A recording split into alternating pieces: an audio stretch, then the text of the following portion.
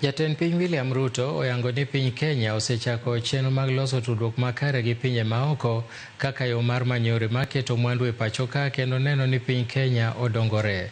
Noloso nyoro e kinde limbe mare e piny Ingeresa e boma maduong' ma London kama ne gitwak e wi yore manyayo dongruok kokalo kuom keto mwandu e pacho ka.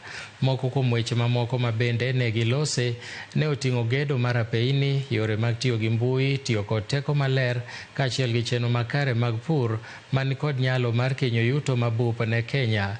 Motelo ne mano, jatend piny noromo gi Prime Minister ma Ingeresa Keir Starmer mane osingo chiwo omenda mabiro konyo e tieko gero gach reru ma Nairobi Railway City.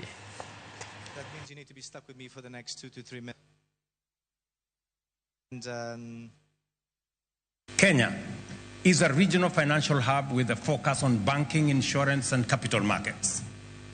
The Nairobi Securities Exchange ranks among Africa's most innovative, with instruments such as green bonds, REITs, and ESG-linked capital mobilized for sustainable growth.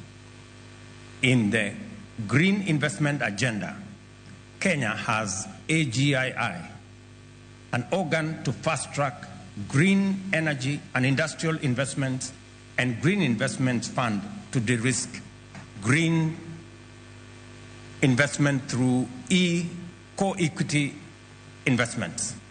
I invite you to consider investing in our $200 million Green Investment Fund, supported by an initial $40 million from the World Bank, to de-risk through co-equity investment projects aligned with our Africa Green Industrialization Initiative.